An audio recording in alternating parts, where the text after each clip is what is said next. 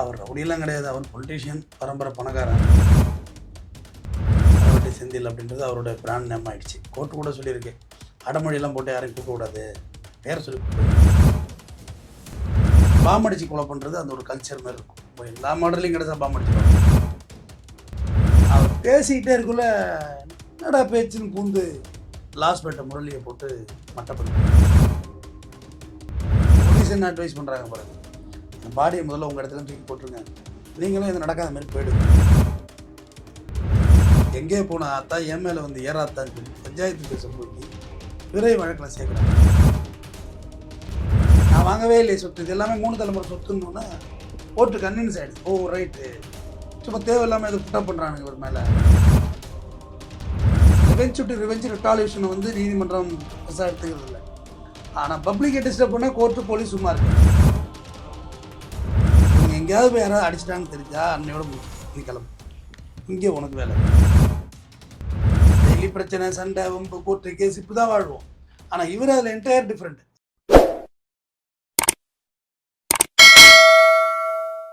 Madras town bus நேயர்களுக்கு வணக்கம். இன்று நம்முடன் இணைகிறார் குற்றவியல் வழக்கறிஞர் டாக்டர் RS தமிழ்வந்தன் அவர்கள். வணக்கம் சார். வணக்கம். இன்னைக்கு கிரைம் ஸ்டோரியில் நம்ம எதை பற்றி பார்க்க போகிறோம் அப்படின்னா, பாண்டிச்சேரியில் சாதாரண ரமேஷாக இருந்தவர் தலைவெட்டி செந்திலாக மாறியிருக்கார். யார் இந்த தலைவெட்டி செந்தில்? அவர் ரவுடியெல்லாம் கிடையாது. அவர் பொலிட்டீஷியன், பரம்பரை பணக்காரன், பெரிய கோடீஸ்வரன் உள்ள இன்றைக்கி இருக்கிறாரு. செந்திலார் அப்படி தான் அழைப்பாங்க. பாமகவில் எல்லாம் போஸ்டிங் இருந்தார், என்ஆர் காங்கிரஸ்ல எல்லாம் போஸ்டிங் இருந்தார். தலைவட்டி செந்தில் அப்படின்றது அவரோட பிராண்ட் நேம் ஆகிடுச்சு. கோர்ட்டு கூட சொல்லியிருக்கு, அடமொழியெல்லாம் போட்டு யாரையும் கூப்பிடக்கூடாது, பேரை சொல்லி கூப்பிடுங்கண்ணா. அவரோட இயற்பேர் ரமேஷ் தான். அவர் திருச்செந்தூர் முருகன் மேல் அதிகமான அன்பு கொண்டதுனால முழுபக்தன் அவர். அதனால் செந்தில் வேலன் அப்படிங்கிறத ஒரு பேரோட இணைச்சிக்கிட்டு தான் ஒரு தகவல் சொல்கிறாங்க. தட்டாஞ்சேரி அவரோட ஊர், அது விட்டால் அந்த பேர் அது அவர் வந்துச்சு. அதாவது பாண்டிச்சேரியில் வந்து பார்த்திங்கன்னா உலகத்திலே பெரிய பெரிய மகான்கள் சமாதி இருக்கிற இடம் பாண்டிச்சேரி தான். உலகத்திலே சின்ன ஊரில், சின்ன ஒரு மாநிலத்தில் எல்லாருடைய சமாதியும் அங்கே இருக்குது. பாரதியாரே அங்கே தான் வாழ்ந்துருக்கார். அப்படி ஒரு ஊர் பாண்டிச்சேரி. நம்ம ஆனால் வீக்கெண்டு வைப்பு பாண்டிச்சேரின்னு ஒரு பேர் ஆகிப்போச்சு இடைக்காலங்களில். பாண்டிச்சேரியை பொறுத்தவரை மற்ற ஊர்களில் நடக்கிற கொலைக்கும் பாண்டிச்சேரியில் நடக்கிற கொலைக்கும் ஒரு சின்ன வித்தியாசம் இருக்கும். பாண்டிச்சேரியில் பாம்படிச்சு கொலை பண்ணுறது அந்த ஒரு கல்ச்சர் மாதிரி இருக்கும். எல்லா மாடலையும் கிடைச்சா பாம்படிச்சிருவாங்க. குறைந்தபட்சம் பெட்ரோல் பாம்பாவது அடிச்சிருவாங்க பாண்டிச்சேரியில். அப்படி தான் இவருடைய தலைவெட்டி செந்தில் அவருடைய வாழ்க்கையும் ஆரம்பிக்குது. ஆனால் பார்த்தீங்கன்னா எல்லோரும் சொல்லப்போனால் தலைவட்டி செந்தில் பார்த்தீங்கன்னா அவர் ரொம்ப இன்னசென்ட்டு, ரொம்ப அப்ராணியாக உள்ள மனிதர், யதார்த்தமாக உள்ளவர் அப்படின்னு தான் எல்லோரும் பதிவு பண்ணுறாங்க. அது இன்னொரு ரீசனும் கூட, அவர் எந்த கொலையும் கூலிக்காக காசு வாங்கிக்கிட்டோ பண்ணாரு. ஆனால் அவர் வந்து இளம் நட்புக்காக பழக்க வழக்கத்தில் அப்படி இப்படி ஒரு 3 கொலை கேஸ் ஆகி போச்சு. ஆனால் எல்லா கேஸும் விடுதலை ஆகிட்டு, அதையும் சொல்லிடுறேன், மொத்தம் 40 வழக்கம் விடுதலை ஆகிடுது. இப்படியே அவரோட குரோத் போயிட்டுருக்கு, வளர்ச்சி போயிட்டுருக்கு. இவருன்னா ஒரு தனி மரியாதை. அதாவது ரியல் சின்ன கவுண்டர் படத்தில் வர்ற மாதிரி பிஜிஎம்லாம் போட்டு இவர் ஒரு மாதிரி செட்டப் கிட்டப்பாக வந்துக்கிட்டு இருந்தார், மிகப்பெரிய இதுவாக. ஆனால் இவர் மேலே யாருமே ரிவெஞ்ச் எடுக்கவே இல்லை. காரணம், இவர் பொதுமக்களுக்கு இடைஞ்சல் கொடுக்கவே இல்லை. பர்சனலாக உனக்கு எனக்கு பிரச்சனை, நான் உங்களை பண்ண, நீ கொலை பண்ண, அப்படி போயிட்டு பப்ளிக்கை யாருமே டிஸ்டர்ப் பண்ணுறது கிடையாது. பாண்டிச்சேரியில் யாரும் பண்ணுறது கிடையாது. பாண்டிச்சேரியில் பப்ளிக்கை டிஸ்டர்ப் பண்ணால் போலீஸ் ரைவல் ஆகிடுவாங்க. பப்ளிக் மத்தியிலே ஒரு நல்ல செல்வாக்கு இருந்தது தான் காரணம். 3 தலைமுறை 4 தலைமுறை பணக்காரவங்களாக இருக்காங்க. பல கோயில்கள்லாம் கட்டி கொடுத்துருக்குறாங்க. சும்மா சாதாரணமாக ஒரு கோர்ட்டுக்கு வர்றாருனால 500 பேருக்கு அங்கே பிரியாணி, மட்டன் பிரியாணி, சிக்கன் பிரியாணி, சாப்பாடு சௌக்கியம், இந்த மாதிரியான ஒரு சூழ்நிலை. திருச்செந்தூர் கோயிலுக்கு போகிற 2 பஸ்ஸில் அவர் அழைச்சிட்டு போவாங்களா, அங்கே போய் எல்லா மரியாதையும் மக்கள் அழைச்சிட்டு போய் எப்படி பண்ணுவாங்க, அதை அப்படி போய் பண்ணி அந்த மாதிரியான ஒரு வாழ்வியல் வாழ்ந்து வந்திருக்கிறாரு. இன்னொரு விஷயம் சொல்கிறேன் அவரை பற்றி. ஒரு தொகுதியில் வந்து 3 தொகுதி, அதில் தொகுதியில் உள்ள கேண்டிடேட்டு எல்லாருமே பாலியல் வழக்கு, நல்லவங்க இல்லை, கட்ட பஞ்சாயத்து, ரவுடிசம் பேக்ரவுண்டு, பொதுமக்களுக்கு எதிராக இருக்கிறாங்க அப்படின்றது இவருக்கு செந்திலாருக்கு வந்து தகவல் வருது. புரிஞ்சுக்கிறாரு. இந்த டேட்டா எல்லாத்தையும் எடுத்துகிட்டு சிஎம் கேண்டிடேட் வீட்டுக்கு போகிறாரு. யார் பேர் கேட்காதீங்க. சிஎம் கேண்டிடேட் வீட்டுக்கு போய் இந்த 3 பேர் மேலேயும் இவ்வளோ பிரச்சனை இருக்குது, இவனுங்களுக்கெல்லாம் சீட்டு கொடுக்காதீங்க, தனக்கு சீட்டு கொடுங்க கேட்கல, இவங்களுக்கு கொடுக்காதீங்க, இவங்க நல்லவங்க கிடையாது, அதை மீறி நான் சீட்டு கொடுப்பேன்னு கொடுத்தீங்கன்னா 3 தொகுதியிலும் இடைத்தேர்தல் வரும். இன்னும் என்ன அர்த்தம்? குழப்பன்றோம் 3 பேர் என்ன அர்த்தம்? 3 தொகுதியிலுமே இடைத்தேர்தல் வரும்னா, ஆனால் 3 தொகுதியும் மாற்றி கொடுக்கப்பட்டுச்சு. அப்போ அந்தளவுக்கு அந்த வாய்ஸ் அவருக்கு எழுபட்டு. வாய்ஸ் கம்யூனிட்டி பேக்ரவுண்டு, பணக்காரன், ஒரு கூலிக்கு மாரடிக்கலைங்கிற ஒரு ஃபீல் இருக்குல்ல. நீங்கள் இது மாதிரிலாம் வேலை பார்த்தா அவங்க மதிக்க மாட்டாங்க. பட் இவங்க அவரோட சப்போர்ட் வேணும், சொல்கிறது ரைட்டு தானே, இவங்க மேலாம் கேஸ் இருக்குது தானே அப்படின்ற ஒரு மனநிலை அவருக்கு வந்துருக்கு. அவருக்கு இதில் வந்து தலைவலியாக அமைஞ்சது யாருன்னா, மட்ட மணிகண்டன், லாஸ்பேட்டை முரளி என்பவருக்கும் பிரச்சனை.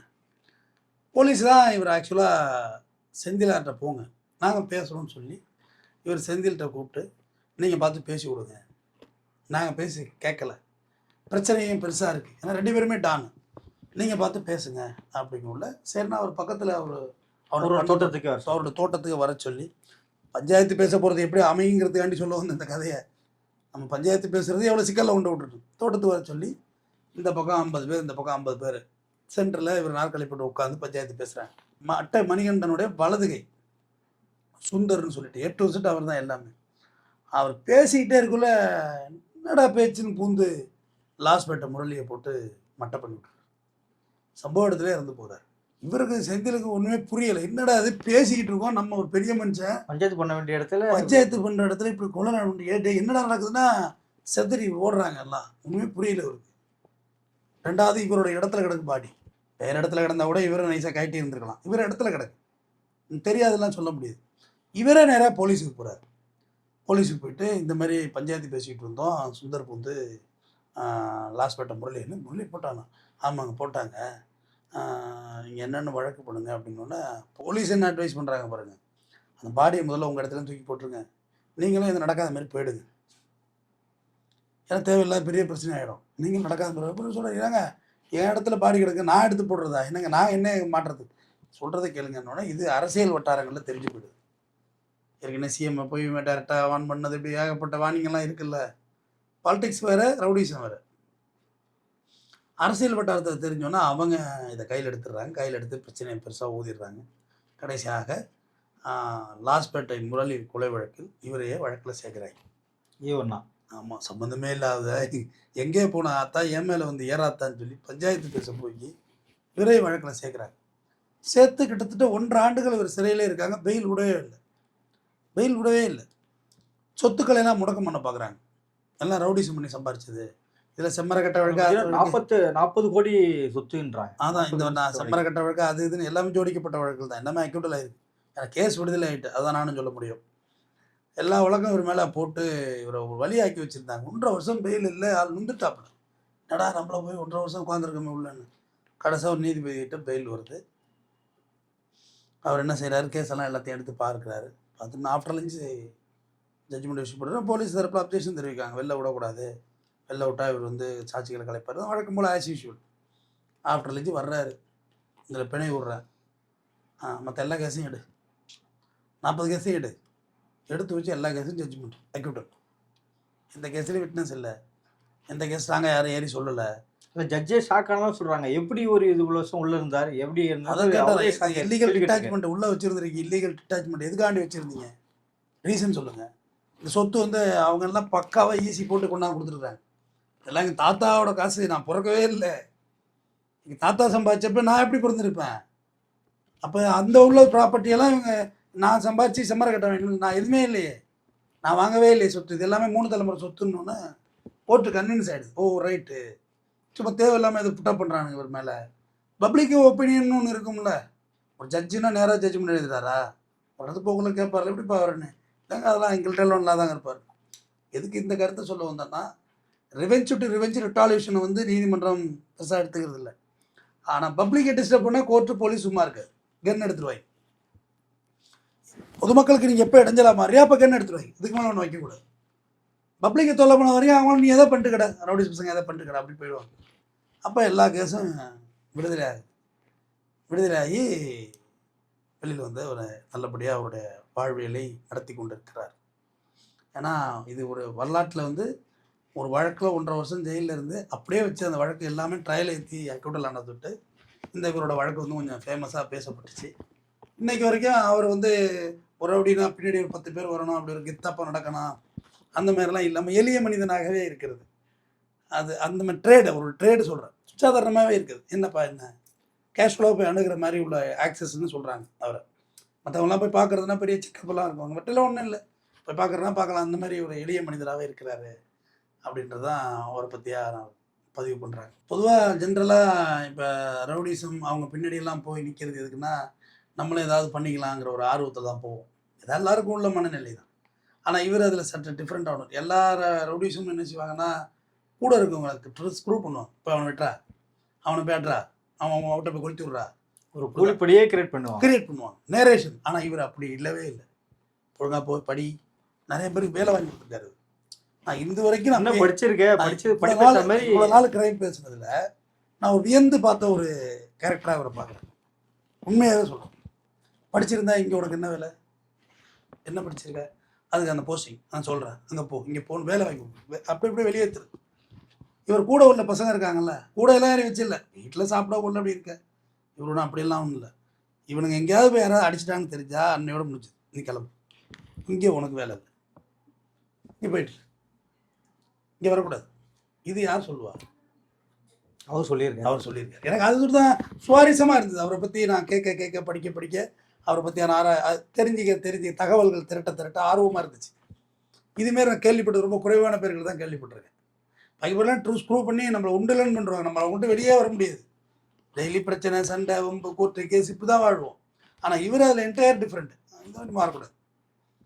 அப்புறம் அம்மா அப்பா போய் சொன்னால் கேட்பார கூப்பிட்டு, வீட்டுக்கே வரமாட்டான் சார், ஐயாண்ணே வீட்டுக்கு ஸ்கோர் பிடிக்க காசு கொடுக்க மாட்டான், குடிச்சிட்டே சுற்றுறான்னா கூப்பிட்டு சப்புன்னு வச்சு இன்னொரு குடிச்சாதான் பாண்டிச்சேரியில் இருக்க மாட்டா. அம்மா அப்பா சொல்கிறது கேட்ட போடா.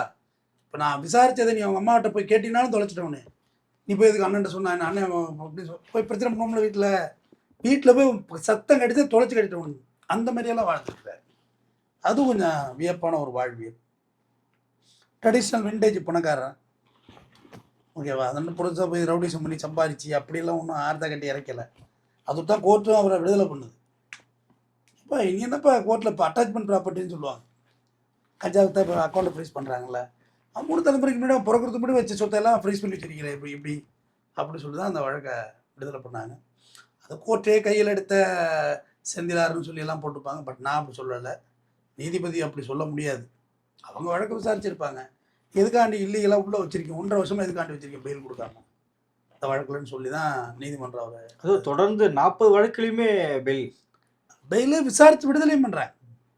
பெயில் மட்டும் இல்லை, விசாரி எதுக்காண்டி சும்மா கேஸை போட்டு வச்சுட்டு ஒரு மனுஷனை வலைய விட்டுட்ருக்கேன் சொல்லி இந்த ஒரு நல்ல முறையில் அவருடைய ஊரில் செட்டில் ஆகியிருக்கிறாரு. அவரோட அரசியல் வாழ்க்கை எப்படி பார்க்குறீங்க? பாமகங்கிறது ஒரு பேஸு. மாநில அளவில் பொறுப்புகள்லாம் வந்துச்சு. அப்புறம் என்ஆர் காங்கிரஸ் போனார்னு நினைக்கிறேன். சீட்டெல்லாம் வேணும் எனக்கு அப்படின்லாம் கேட்டு யார்ட்டையும் போய் ஃபோர்ஸெல்லாம் பண்ணதில்லை. அதுக்கெல்லாம் பெருசாக ஆர்வப்படலைன்னு தான் நினைக்கிறேன். ஆனால் அரசியல் ஆர்வம் அவருக்கு அதிகமாக இருந்திருக்கு. சீட்டு கேட்கல ஒழிய யாருக்கு சீட்டு வாங்கி கொடுக்கணுங்கிற முடிவு எடுத்திருக்காரு. உனக்கு ஒரு எம்எல்ஏ ஆக்கி விட்றவா, ஏன்னா சின்ன தொகுதி தானே பாண்டிச்சேரி, 5000 ஓட்டு 4000 ஓட்டுலலாம் தொகுதி இருக்குது தானே. ஸோ அதனால் சீட்டு வாங்கி கொடுத்துருக்காரு. தனக்கு அதுமாரி ஒரு பொலிட்டிக்கல் ஸ்ட்ராட்டஜிலாம் எடுத்துக்கலை. பாண்டிச்சேரி உங்களுக்கு தெரியும், மெஜாரிட்டி வன்னியர் இட மக்கள் இருக்காங்க, மீனவர்கள் இருக்கிறாங்க. இந்த பகுதி சொல்கிறேன், அவங்க இன மக்களோட அந்த குழுவோட பயணிக்கிறது. இன்றைக்கும் கோயில் விசேஷம்னா அவருக்கு ஒரு தனி மாசு தான். சாதாரண பைக்கில் போனால் பின்னாடி 500 பைக்கெல்லாம் வந்தெல்லாம் கோயில் திருவிழாக்கெல்லாம் போகிறாங்க வர்றாங்க. இப்போ அமைதியான முறையில் அவர் வாழ்வியல் அவர் பார்த்துட்டு இருக்காரு. இதில் தேர்ஃபோர் நமக்கான பிரச்சனையை நம்ம பிரச்சனையை நம்ம ஃபேஸ் பண்ணிக்கிறோங்கிறது இல்லாமல் தேவையில்லாமல் ஊரா ஓட்டு பிரச்சனையில் போய் தலையிட்டோம்னா நம்ம சம்மந்தம் இல்லாத கோளாறாயிடும். நீங்கள் பஞ்சாயத்து பண்ணி வைங்கம்பாங்க. அங்கே என்ன ட்ரிகர் ஆகிருக்குன்னு நமக்கு தெரியவே தெரியாது. கொலை பண்ணுற ஐடியாவோட வந்திருக்காங்க, நம்ம தெரியாமல் உட்காந்து இன்னசென்ட்டாக பேசிகிட்டு இருப்போம். பார்த்தாங்க ஏடா உடம்பா கொலை நடக்கும். இது எல்லார் வாழ்க்கையிலையும் நடந்திருக்கும். சின்ன வயசுலேருந்து ஸ்கூல் படிக்கிறதுலேருந்து. ஸ்கூலில் பார்த்தீங்கன்னா 2 பேருக்குள்ள சண்டை போடுமா, மச்சான் நான் பஞ்சாயத்து பண்ணி வரேன் அப்படின்னு போவோம். பார்த்தா அவனை டமால் அடிச்சுப்பா. எனக்கு ஒன்றுமே புரியாது. வாத்தியார் நம்மளையும் போட்டு பொழப்பறது போனால் நம்மளுக்கு அடி விடுவோம் தெரியும். அது கல்லூரியிலேயே அது நடந்திருக்கு, எனக்கு பிற்பாடு வாழ்க்கையிலையும் நடந்திருக்கு. ஸோ நம்ம பிரச்சனை என்னவோ அதோட நம்ம நிறுத்திக்கணும். தேவையில்லாத இர்ரெலவென்ட்டான விஷயத்தில் போய் நம்ம தலையிட்டோம்னா சிக்கல் தான். அது இவர் ஒரு பெரிய மனுஷனாக அவங்க போலீஸ் சொன்னாங்க. போலீஸ் மேலேயும் தப்பு இல்லை, நீங்கள் கேட்டிக்கங்க. ஆனால் பாடி தூக்கி வெளில போடுற வேலையை நம்மள்ட்ட கொடுத்தா இவர் என்ன செய்ய முடியும்? இவர் தோப்பு. பாடி தூக்கி வெளியே போட்டால் சிக்கலாகிடும். அது நான் என்னங்க பண்ணுவேன், நீங்கள் அவங்க மேலே நடவடிக்கை எடுங்கன்னப்போ அது அரசியல் இருக்கிறா. இதனால் இவர் 1.5 வருஷம் சிறை எடுக்கிறாரு, அதுக்கு வழக்கம் வாங்குறாரு. இல்லை தேவையில்லாத விஷயத்தில் நம்ம தலையிட விட்டாங்கிறது என்னோட கருத்து. இளைஞர்களுக்கு நம்ம பிரச்சனை என்னவோ அதை பார்த்துட்டு போயிட்டே இருக்கு. நமக்கே 1000 பிரச்சனை, இது நம்ம எங்கே புது பிரச்சனையில் போய் தலையிடுறது? அதனால் தட்டாஞ்சாவடி செந்திலண்ணன் வாழ்க்கையில் நம்ம தெரிஞ்சுக்கிட்ட விஷயங்கள் நம்ம கூட இருக்கவங்கள கெடுத்துடக்கூடாது. அது நம்ம கற்றுக்கணும். நான் என் வாழ்க்கை எப்படி போகுது, நீ கெட்டுறாத, ஓடிப்பிடு. அவனை அடித்தடி பண்ணி ரவுடித்தனம் பண்ணுறியா, நீ இங்கே வராத, என் விட்டு வராத, ஓடிப்போ. அது ஒரு நல்ல ஸ்ட்ராட்டஜி. அது நம்ம கற்றுக்கணும். நான் எல்லா இடத்துலையும் அப்படி இல்லை. அது அடுத்தடுத்த தலைமுறைகளை உருவாக்குறது நல்ல தலைமுறை. கூட இருக்கவங்களும் வேலை வாய்ப்பு வாங்கி கொடுக்குறது, அரசு வேலை வாங்கி கொடுக்குறது, அது ஒரு நல்ல டைப்பு. கூலிக்கு கொலை பண்ணுறது அதெல்லாம் கிடையாது. பர்சனல் நட்புக்காக அப்படி பண்ணது தான் வழி வேற ஒன்று. அதுக்கு தான் அவர் மேலே ரிவெஞ்ச் எடுக்கலை. இல்லைன்னா நேரம் ரிவெஞ்ச் எடுப்பாங்க, பாண்டிச்சேரியில் ரிவெஞ்ச் எடுப்பாங்க. ஐயோ பல கேஸ் பல பார்த்தோம். கேஸ் எம்எல்ஏலாம் அடிச்சிருக்காங்க, பாம்பு அடிச்சிருக்காங்க அங்கே. ஆனால் அவர் ரிவெஞ்ச் எடுக்காததுக்கு காரணம் அதில் ஏதோ ஒரு நியாயம் இருந்திருக்குமோ என்னவோ தெரியல எனக்கு. ஆனால் வழக்கு விடுதலை ஆகிவிட்டது. அவர் குற்றநற்றவும் நீதிமன்றம் விடுதலை பண்ணியிருக்கு. அதே நானும் சொல்லி விடைபெறுகிறேன். நன்றி. நடப்பு நிகழ்வு குறித்து பல்வேறு கருத்தில் பதிவு மிக்க என் கருத்து.